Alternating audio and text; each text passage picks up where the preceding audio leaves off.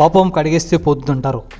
కానీ ఆంధ్రప్రదేశ్లో మాత్రం చేసిన పాపం తగలబెడితే పోతుందా అంటే వైసీపీ వర్గాలు చేసినటువంటి ప్రచారంలో భాగంగా చూస్తే నిజంగానే చేసిన పాపం కడిగేస్తే కాదు కాల్చేస్తే పోతుందా అనే అభిప్రాయంతోనే ప్రస్తుతం వైసీపీ శ్రేణులే రాష్ట్ర వ్యాప్తంగా ఉన్నటువంటి పలు ప్రాంతాల్లో తమ యొక్క కార్యకలాపాలు అధికారంలో ఉన్నప్పుడు పాల్పడినటువంటి అవినీతిని బయటపడకుండా ఉండడం కోసం ఈ విధంగా ఫైళ్లను దగ్ధం చేయడం తరచూ చూస్తూ ఉంటాం. మొన్నటి కరకట్ట దగ్గర ఫైళ్లను కాల్చివేశారు ఈ యొక్క పొల్యూషన్ బోర్డుకు సంబంధించినటువంటి రికార్డులు.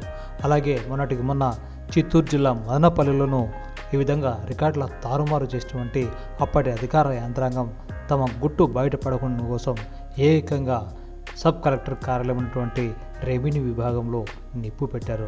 మరి ఇప్పుడు ఏకంగా పోలవరం సంబంధించినటువంటి ఈ యొక్క నివాసిత అంటే భూమి కోల్పోయిన రైతులు ఎవరైతే ఉన్నారో వారికి జరిగే నష్టపరిహారం అలాగే భూసేకరణ విషయానికి సంబంధించిన ఫైళ్లను కూడా ఇప్పుడు తగులబెట్టడం చర్చనీయాంశమైంది. అంటే గతంలో అధికార పార్టీలో ఉన్నప్పుడు అధికారాన్ని అనుభవించినటువంటి నేతలు తమ యొక్క అవినీతి అక్రమాల్లో ఎక్కడ బయటపడతాయనే ఉద్దేశంతో ఇప్పుడు ఏకంగా ఫైళ్ళనే తగలబెడుతున్నారు.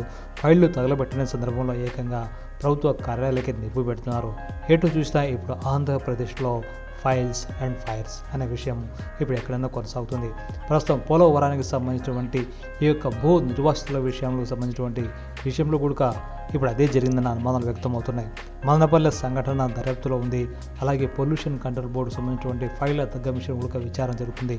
ఈ రెండు సంఘటనలు విచారణ జరుగుతున్న నేపథ్యంలోనే మరి పోలవరానికి సంబంధించినటువంటి ఈ యొక్క ఫైళ్లను మాయం చేయాలనే ఉద్దేశంతోనే దుండంగులో ఈ కాల్చివేతకు పాల్పడినట్టు తెలిసింది. అంటే చేసిన పాపం చెబితే పోతుందంటారు. మరి చేసిన పాపం చేతులు కడుక్కుంటే పోదు, కాల్చిస్తే మాత్రమే పోతుందన్న విషయాన్ని అర్థం చేసుకున్నటువంటి ఆనాటి ప్రభుత్వానికి కీలకంగా వివరించినటువంటి అధికార యంత్రాంగం అప్పటి నేతల సూచనల మేరకు తమ యొక్క గుట్టు బయటపడకుండా కోసం ఈ విధంగా ఫైళ్లను దగ్ధం చేసే కార్యక్రమాన్ని కొనసాగించడం నిజంగా విచారకరం. ఇప్పటికే అధికారంలో ఉన్నటువంటి కూటమి ప్రభుత్వం గతంలో జరిగినటువంటి ప్రభుత్వంలో ఉన్నటువంటి ఈ యొక్క అవినీతి పరుల చిట్టా అలాగే అక్రమాలకు సంబంధించిన విషయం అక్రమాలకు పాల్పడిన నేతలపై కూడా మరి ఇప్పటికే చర్యలు తీసుకోవడానికి ఉపక్రమించింది.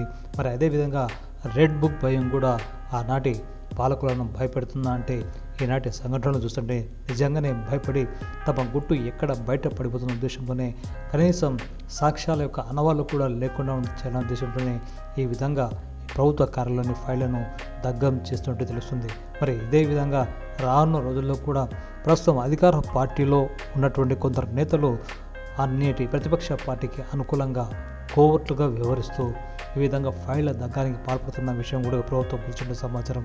మరి ఈ విధంగా చేసుకుంటూ పోతే అంటే తమ తప్పులను బయట పడకుండా ఉండడం కోసం ఈ విధంగా ఫైళ్ల దగ్గం చేయడం ఎంతవరకు సమంజసమని ప్రశ్నిస్తున్నారు పౌర ప్రజానికం. మరి ఈ నేపథ్యంలో ఆంధ్రప్రదేశ్లో ఇకరైనా ఈ యొక్క ఫైళ్ల దగ్గానికి కార్యక్రమానికి ఫుల్ స్టాప్ పడుతుందా? ప్రభుత్వం ఎలాంటి చర్యలు తీసుకుపోతుంది? మరి అక్రమాలకు పాల్పడినటువంటి ఆనాటి నేతలపై అధికారులపై ప్రభుత్వం ఎలాంటి చర్యలు తీసుకుపోతుందనేది చర్చనీయాంశంగా మారింది. ఇప్పటికే అధికారం ఉన్నటువంటి కూటమి ప్రభుత్వం కఠిన నిర్ణయాలు తీసుకోవాల్సి ఉంది. కానీ నిర్ణయాలు తీసుకోవడంలో జాప్యం జరగడం కూడా అధికార పార్టీ కూటమి నేతల్లో కూడా కాస్త అసహనం వ్యక్తమవుతుంది.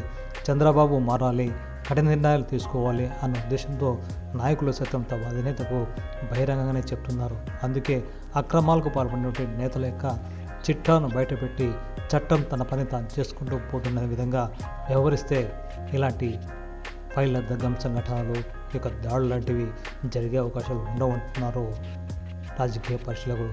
మరి అధికార పార్టీ ఎలాంటి నిర్ణయం తీసుకుంటుందో వేచి చూద్దాం.